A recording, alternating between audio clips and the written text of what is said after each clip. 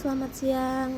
Jadi kita ngobrol lagi sekarang terkait kesehatan reproduksi ya. Jadi kemarin itu ada yang nanya, Bu, katanya, saya ini lagi banyak keputihan ya Bu, itu gimana ya? Normal atau enggak ya? Kok keputihannya banyak banget kayak gitu. Saya jadi gak nyaman, apalagi pas mau berhubungan sama suami, agak risih katanya gitu. Pertama, yang harus kita tahu, jadi keputihan itu ada dua.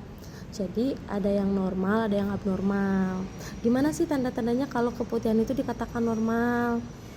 Nah, kalau kita lihat dari keputihan itu misalkan dari teksturnya, warnanya, biasanya kalau yang normal itu warnanya bening atau kalau enggak agak-agak putih susu, dan teksturnya itu enggak terlalu kental banget, bisa agak cair encer seperti ingus, ada kental sedikit tapi tidak berbau dan tidak juga menyebabkan gatal.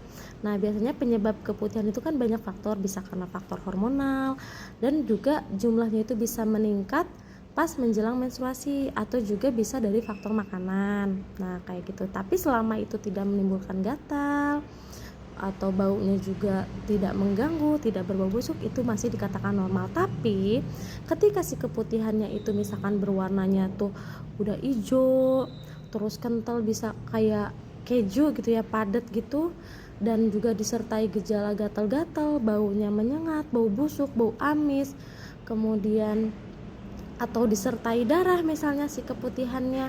Nah, itu kita perlu waspada, yaitu atau juga ada nyeri di vagina, misalkan ada bengkak di vagina merah. Nah, kalau keputihannya udah disertai tanda-tanda yang kayak tadi, kayak menimbulkan gatal, perih, kemudian berbau busuk atau mengandung darah, nah itu kita perlu waspada, itu harus diperiksakan ke dokter ya, harus diperiksa, harus diobati, karena itu termasuk keputihan yang abnormal atau keputihan yang mengandung penyakit.